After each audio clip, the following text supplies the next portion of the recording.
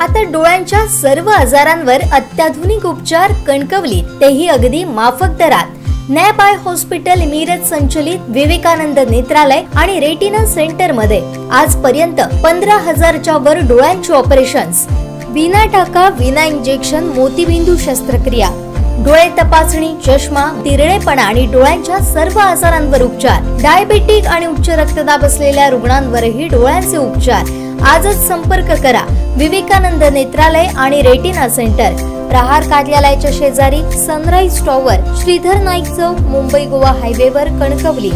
संपर्क क्रमांक 9850 84 93 15, 8408 80 35 36 आणि 023 67 23 39 33। निवतीतून गुजरातला गेलेल्या पाणबुडीवरून ठाकरे गटाने स्थानिक आमदार दीपक केसरकर यांच्यावरती टीकास्त्र सोडलं आहे। पाहूयात। 31 डिसेंबर म्हणजे 2023 वर्षाचा शेवटचा दिवस, चांगल्या गोष्टी साठवून वाईट गोष्टी विसरण्याचा दिवस, पुढील ध्येय साधण्यासाठी येणाऱ्या नवीन वर्षाच्या शुभेच्छा देण्याकरता खऱ्या अर्थाने आजची प्रेस हवी होती, पण आपल्या इथल्या आमदारांच्या नाकर्तेपणामुळे म्हणा किंवा चुकीच्या धोरणांमुळे म्हणा, जी काय निवती येते पाणबुडी येणार होती, जो प्रकल्प येणार होता तो आज गुजरातने पळवलेला आहे। आजच त्यांची मी मुलाखत सकाळी ऐकत होतो। खऱ्या अर्थाने ते प्रत्येक गोष्टीचं खापर आज अधिकाऱ्यांवर फोडत आहे। त्यांचं असं झालं आहे की स्वतःला नाचता येत नाही आणि अंगण वाकडं आहे, अशी त्यांची परिस्थिती निर्माण झाली। नाचता येणं, अंगण वाकडे, प्रत्येक गोष्टीचं खापर ते अधिकार फोडत आहेत की त्यांच्यामुळे असं झालं, त्यांच्यामुळे असं झालं। ज्यावेळेस बांधा ते चांदा योजना होती त्यावेळेस देखील त्यांनी असंच खापर अधिकाऱ्यांवर फोडलं होतं। आता सिंधू रत्न जी योजना आहे ज्याचे ते अध्यक्ष सत्तेत, आपल्या सत्तेत असताना होते, त्याचाही फंड अजूनपर्यंत त्यांनी वापरलेला नाही अशी माझी माहिती आहे। आणि असे प्रकल्प खरं तर महायुतीची सत्ता असताना आपण आणले, तेच मंत्री होते आणि त्याच अर्थ खात्याचे मंत्री असताना त्यांनी हा प्रपोजल आणलं। महाविकास आघाडी असताना त्याला फंड दिला गेला, फंडाचं प्रोव्हिजन केली गेली आणि आज तोच प्रकल्प गुजरातने पळवला।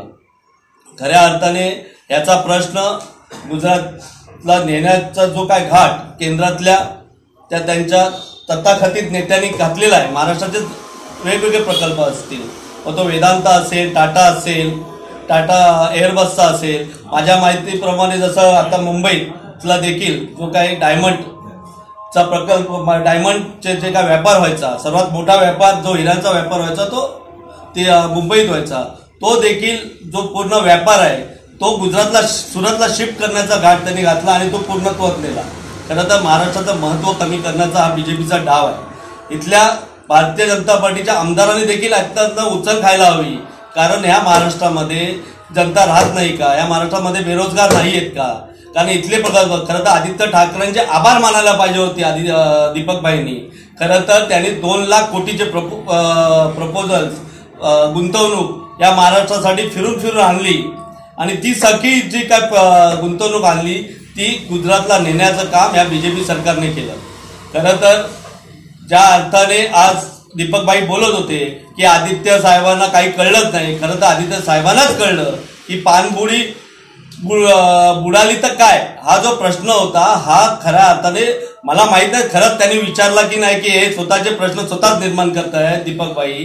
कारण ते कसं आहे की पाणबुडी बुडली तर पर्यटकांचा जो काही सेफ्टीचा प्रश्न आहे तो पहिल्यांदा आपण विचारात घेतो। म्हणजे कोणतीही गोष्ट जरी आपण घरात आणली तर आपल्या सेफ्टीचा प्रश्न पहिला विचारात घेतो, कारण अशा अनेक घटना घडल्या, जसं मालवणला स्कुबा डायव्हिंगच्या वेळेस माणसं डुबली होती, तर त्या सेफ्टीचा प्रश्न विचारला म्हणजे पाणबुडीचा हा प्रकल्प नको असं गृहीत धरता येत नाही।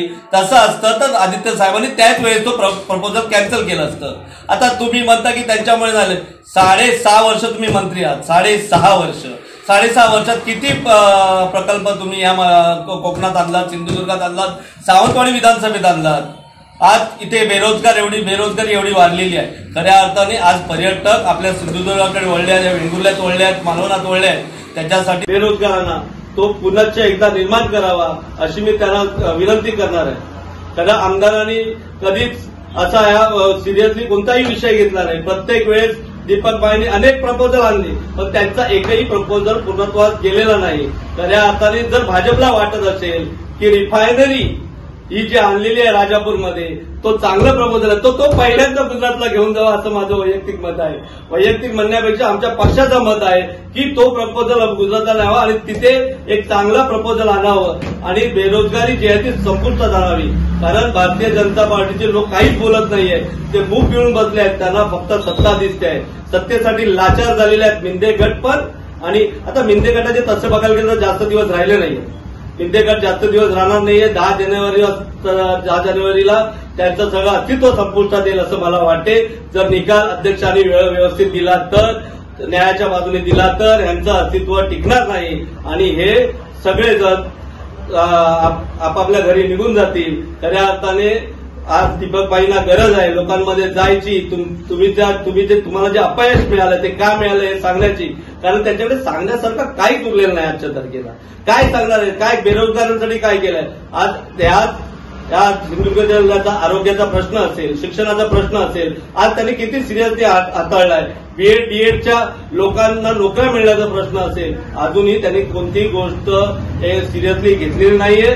तर तुम्ही आजही मी सांगतो, तुम्हाला वेळ मिळत नसेल, तुम्हाला जर कोणती अधिकारी ऐकत नसतील, तुमचे मुख्यमंत्री ऐकत नसतील, तर तुम्हाला आज वेळ आहे. तुम्ही राजीनामा द्या आणि घरी बसा.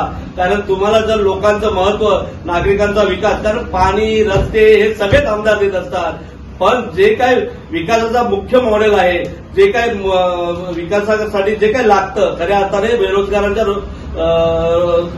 रोजगार मिळवून देणं, चांगले उद्योग इथे आणणं, चांगल्या योजना इथे आणणं, आणि ते तुम्हाला 15 वर्षात एकही योजना जमलेल्या नाही. एकही योजना त्यांनी आम्हाला दाखवून द्यावी की ही योजना त्यांनी आणली आणि ती सक्सेसफुल झाली. ज्या ज्या योजना आणल्या त्याच्यातली एकही योजना त्यांची सक्सेसफुल झालेली नाही आणि ते प्रकर्षाने जाणवतं की ते अपयशी ठरलेले आहेत. त्याच्यामुळे त्यांनी कोणत्याही वल्गना करू नये, त्यांनी गोड गोड बोलून लोकांना जनतेला फसू नये.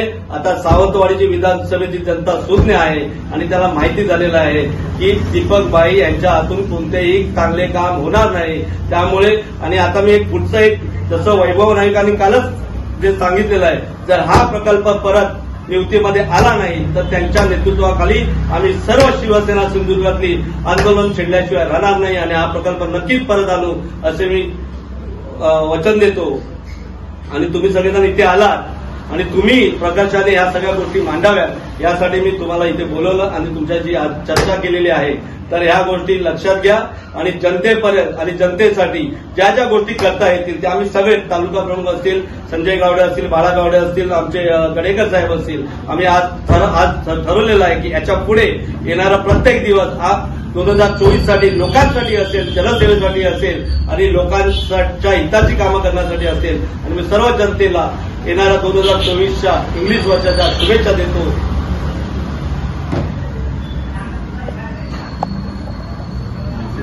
तुम्हाला जर कोणती अधिकारी ऐकत नसतील, तुमचे मुख्यमंत्री ऐकत नसतील, तर तुम्हाला आज वेळ आहे. तुम्ही राजीनामा द्या आणि घरी बसा.